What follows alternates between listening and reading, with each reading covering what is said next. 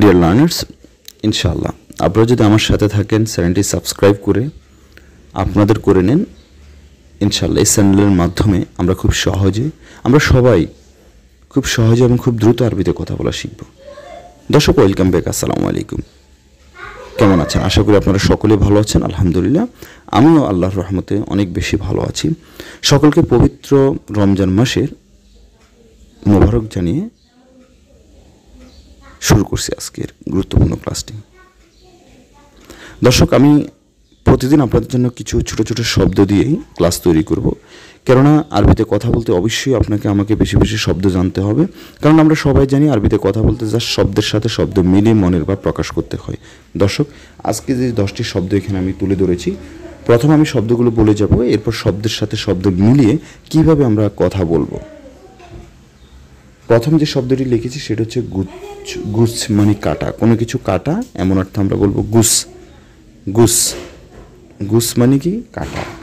মাকসুর ভাঙ্গা, রেহা গন্ধ, নাজ্জেল নামানো, সোয়াইয়া কম, ইনসা ভুলে যাওয়া, আসিফ দুঃখিত, সিল্লিম মই, লাউসামাহাত দয়া করে, দাওম মানে ডিউটি। এই যে শব্দগুলো বলেছি, দেখেন শব্দগুলো কিন্তু অত্যন্ত গুরুত্বপূর্ণ আরবিতে কথা বলতে। আপনিও দেখতেছেন, আমিও দেখতেছি, বুঝতেছি। বাট রিমেম্বার, যখন শব্দগুলো মুখস্থ করবেন, খুব সুন্দরভাবে মুখস্থ করবেন, যেন আপনি ভুলে না যান, যেন আপনি ফ্লুয়েন্টলি কনভারসেশন করতে পারেন। দর্শক, এখানে প্রথম যে শব্দটি লিখেছি গুস, এটা কাটো, হাদা গুস, তাই না? আপনি কাউকে বলতেছেন এটা কাটো, হাদা গুস। এটা কিভাবে কেটেছে, কিভাবে মানে হচ্ছে কেইফ হাদা গুছ। এখন এই যে আমি বলেছি কেইফ হাদা গুছ, 3টি শব্দ দিয়ে একটি বাক্য বলেছি, এটা কিভাবে কেটেছে। আবার একই সেন্টেন্স এটা কিভাবে কাটবো, এরকম দেখবেন অনেক সেন্টেন্স আছে, একই সেন্টেন্স এক এক সময় এক এক রূপ ধারণ করে। এখন আপনার প্রশ্ন যে ভাই সেটা আমি কিভাবে বুঝবো? মনে করেন একটা জিনিস কেটে ফেলেছেন, কাটা হয়েছে, একটা জিনিস কাটা, সেটা আপনিও দেখতেছেন, আমিও দেখতেছি। এমতো অবস্থায় আমি যদি বলি হাদা বা কেফ হাদা গুছ, বা হাদা কেফ গুছ, বা হাদা কেফ গুছ, বা কেফ হাদা গুছ, তখন আপনি বুঝে নেবেন যে এটা অতীত হয়ে গিয়েছে, ফার্স্ট টেন্স, যেটা কিভাবে কেটেছে।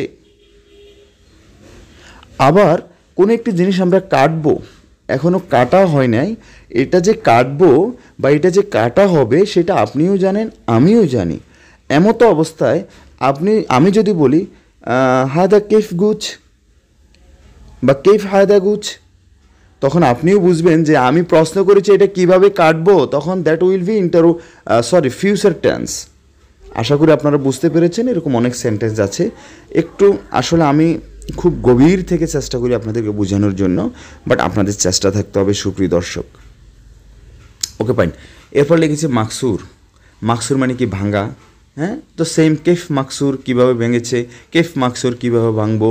লেশ মাকসুর হাদা, লেশ মানে কেন, মাকসুর মানে ভাঙ্গা, লেশ মাকসুর হাদা, এটা কেন বা এটা কিভাবে ভেঙেছে, কেন ভেঙেছ, এরকম। লিখেছি রেহা মানে গন্ধ। একটা জিনিস মাথায় রাখবেন, আমরা অনেক সময় বলি না কিসের গন্ধ, রেহা কি গন্ধ, গন্ধটা অনেক ভালো না। রেহা মোজেন, মো মানে না, জেন মানে ভালো। রেহা মোজেন মানে গন্ধ ভালো না।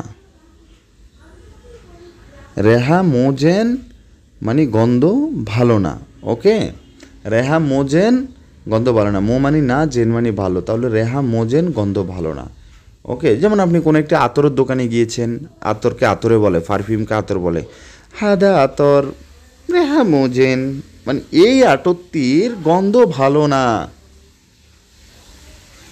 বা রেহা ওয়াজেদ খারবান মানে খারাপ, ওয়াজেদ মানে বেশি, রেহা ওয়াজেদ খারবান। ওকে, নেক্সট লিখেছি সোয়া মানে কম, সোয়ে কালাম, সোয়ে মানে কম, সোয়ে মানে অল্প, সোয়ে মানে আস্তে। ঠিক আছে, যেমন সোয়া ফুলুস অল্প টাকা, সোয়া কালাম আস্তে কথা বলো, সোয়া সোগল আস্তে আস্তে কাজ করো, সোগল মানে কাজ, আর শোয়াইয়া শোয়াইয়া সাউই আস্তে আস্তে করো। ঠিক আছে দর্শক, যেমন হচ্ছে বাদ শোয়াইয়া একটু পরে, বাদ মানে পরে, শোয়াইয়া মানে একটু, তাহলে বাদ শোয়াইয়া একটু পরে আনা ইজি আমি আসতেছি। দর্শক, এই শোয়াইয়া শব্দটি ইন ডেইলি লাইফে অনেক বেশি ব্যবহার হয়ে থাকে।